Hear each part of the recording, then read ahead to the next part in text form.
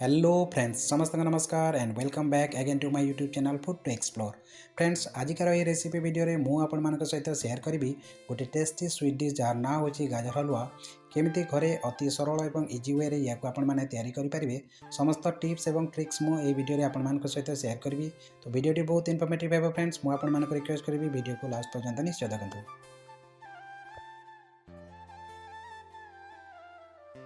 तो फ्रेंड्स वर्तमान शीत ऋतु आरंभ हो गला मार्केट रे एमती नाली कलर गाजर अवेलेबल हो गला जोटा कि गाजर हलवा बनवाई परफेक्ट होता है।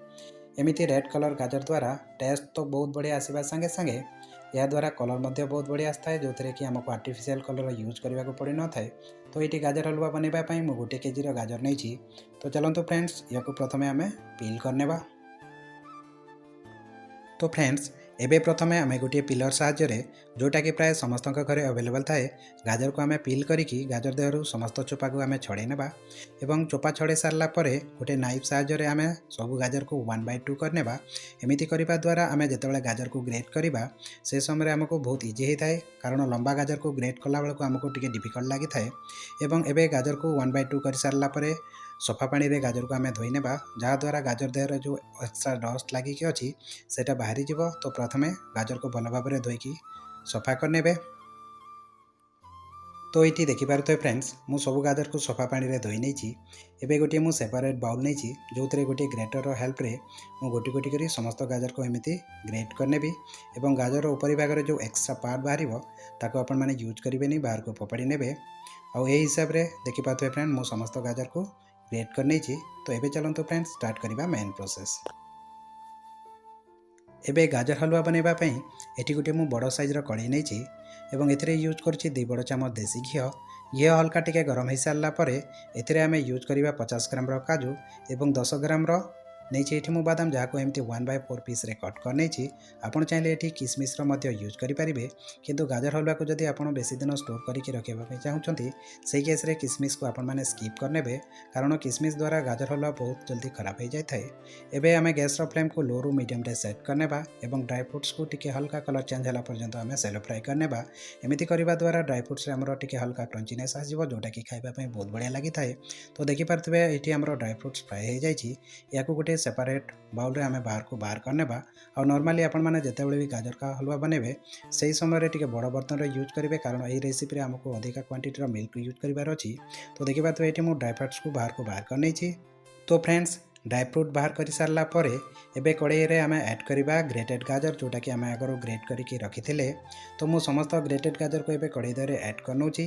गैस रो फ्लेम को एबे आमे हाई रे सेट करने कारण या द्वारा आमे ठंडा गाजर यूज करुचे एवं हाई फ्लेम रे पाखापाखि 8 ରୁ 10 मिनिट पर्यंत आमे गाजर को ये फ्राए करने। आपण चाहिए यही कड़े देहरे ढक्कन लगे या फ्राए करेंगे किंतु ध्यान देवे या आम हाई फ्लेम रे कुक करुचे। तो मझी मझे एमती पातिया साहाय्य या निश्चय स्टर करुवे ना गाजर तले लगिजार चान्स रही है। आउ वान्स गाजर कड़े देहरे तले लगिगला या देहर पोड़ा स्मेल आसो जहाँद्वारा गाजर हलवा खावाई आमको जमार भल लगे ना। तो यही जिनिस प्रति ध्यान देते फ्रेंड्स आउ यही हिसाब से पाखापाखि 8 ରୁ 10 मिनिट या आम फ्राए करने। तो देखिपे फ्रेंड्स गाजर आमर ये सफ्ट हो गला। तो ये ऐड करवा मिल्क। तो ये मुझे 1 केजी गाजर यूज करी तो तार हिसाब से मुझे 1 लीटर मिल्क नहीं। तो यही मेजरमेंट को आपने ध्यान देते। एवं गाजर और मिल्क को आम भल भाव में गोलैकी मिक्स करने। गैस फ्लेम को यही समय हाई रे ही रखिथे एवं हाई फ्लेम रे आमर मिल्क देहरे गोटे बॉयल आसला पर्यंत वेट करने। तो ये देखिपे फ्रेंड्स क्षीर देहरे आमर कम्प्लीटली बॉयल आसीगला। तो यही समय आम कौन करवा ना गैस फ्लेम को मीडियम रे सेट करने गाजर एवं क्षीर को भल भाव में गोलैकी मिक्स करने। एबे कौन करवा ना फ्रेंड्स आमर जो क्षीर क्वांटिटी अच्छी तार 4 भाग ରୁ 3 भाग सुखिला रेड्यूस है पर्यंत सेम मीडियम फ्लेम रे आम गाजर हलवा को कुक करने। तो मझी मझे एमती पातिया साहाय्य निश्चय या स्टर करुवे जमी गाजर हलवा कड़े देहरे तले न लगे। तो देखिपे फ्रेंड्स ये आमर क्षीर क्वांटिटी 3/4 आमर ये सुखिला रेड्यूस हो गला। तो यही समय ये आम ऐड करवा चीनी। तो ये मुझे पाखापाखि 100 ग्राम चीनी यूज करुच्ची। एबे चीनी को गाजर हलवा सहित आम भल भाव गोल मिक्स करनेबा। आठी गोटे जिनिस प्रति ध्यान देवे फ्रेंड्स, जेहेतु चीनी किसी पानी रिलीज हो तो गैस फ्लेम को आम टिके हाई सेट करनेबा और हाई फ्लेम रे आमर गाजर हलवा देहर क्षीर जो क्वांटिटी अच्छी तार ऑलमोस्ट 90 ରୁ 95% पर्यंत सुखिला है पर्यंत या आम फ्राए करनेबा। तो देखिपे ये गाजर हलवा देहर क्षीर क्वांटिटी ऑलमोस्ट 95% पर्यंत सुखिला हो गलानी। तो ये स्टेज रे मुझे ऐड करुच्ची 2 बड़ चामच देसी घी, कारण देसी घी सहित आमर गाजर हलवा को फ्राए कले या देहर बहुत बढ़िया टेस्ट बा फ्लेवर आसो। तो घी सहित आम गाजर हलवा को आहरी 2 मिनिट पर्यंत एमती फ्राए बा रोस्ट करनेबा। एबे समय हो जाए फ्रेंड गाजर हलवा देहर खोआ ऐड करिवार। तो ये मुझे 150 ग्राम फ्रेश खोआर यूज करी। आपड़ चाहिए यार क्वांटिटी कम बेसी करेंगे और 5 ରୁ 6ଟି छोट अलैच को हेमदस्तारी कुटिकी यार देहर ऐड करी, जहाद्वारा गाजर हलवा देहर अलैचर बहुत बढ़िया फ्लेवर आसो। जदि आपण पाखे अवेलेबल थाए तो इलायची पाउडर यूज करेंगे।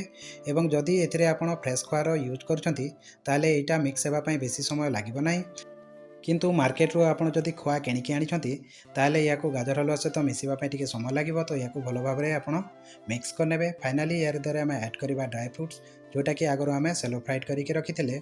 एवं ड्राई फ्रुट्स को गाजर हलवा सहित आम भल भाव में गोलेकी मिक्स करने। तो फ्रेंड्स ये रेडी हो जाए आमर टेस्टी गाजर हलवा। तो या गरमा गरम सर्व करके खाईपारे। जदि आप स्टोर करके रखापी चाहते ताले एयरटाइट कंटेनर या रखिकी फ्रिज रे स्टोर करके रखिपारे। तो आशा करुँची फ्रेंड ये वीडियोटी आपको भल लगी। जदि वीडियोटी भल लगी था वीडियो को लाइक शेयर करने संगे संगे नुआ थिले चैनल को सब्सक्राइब करने भूलिए नहीं। तो रोची फ्रेंड देखा आप गोटे नुआ वीडियो रे। थैंक यू फ्रेंड, नमस्कार।